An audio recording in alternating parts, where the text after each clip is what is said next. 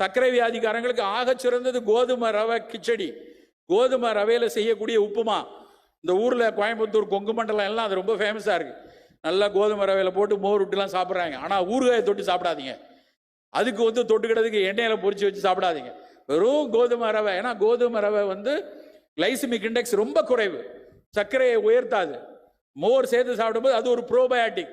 So more சேர்த்து சாப்பிடலாம். பனிக்காலங்களில் வேண்டுமானால் மோர் சேர்க்க வேண்டாம். பனிக்காலங்களில் நிறைய காய்கறி போட்டு கிச்சடியாக சாப்பிடலாம். மற்ற கோடை காலத்தில் மோர் சேர்த்து அந்த கோதுமை ரவையை எடுத்துக்கொள்ளலாம். சர்க்கரை வியாதிக்காரங்களுக்கு ஆக சிறந்தது கோதுமை ரவை கிச்சடி. கோதுமை ரவையில் செய்யக்கூடிய உப்புமா. இந்த ஊரில் கோயம்புத்தூர் கொங்கு மண்டலம் எல்லாம் அது ரொம்ப ஃபேமஸாக இருக்குது. நல்லா கோதுமை ரவையில் போட்டு மோர் விட்டுலாம் சாப்பிட்றாங்க. ஆனால் ஊறுகாயை தொட்டு சாப்பிடாதீங்க. அதுக்கு தொட்டுக்கிறதுக்கு எண்ணெயில் பொரிச்சு வச்சு சாப்பிடாதீங்க. வெறும் கோதுமை ரவை. ஏன்னா கோதுமை ரவை கிளைசிமிக் இண்டெக்ஸ் ரொம்ப குறைவு, சர்க்கரையை உயர்த்தாது. மோர் சேர்த்து சாப்பிடும்போது அது ஒரு ப்ரோபயாட்டிக். ஸோ மோர் சேர்த்து சாப்பிடலாம். பனிக்காலங்களில் வேண்டுமானால் மோர் சேர்க்க வேண்டாம். பனிக்காலங்களில் நிறைய காய்கறி போட்டு கிச்சடியாக சாப்பிடலாம். மற்ற கோடை காலத்தில்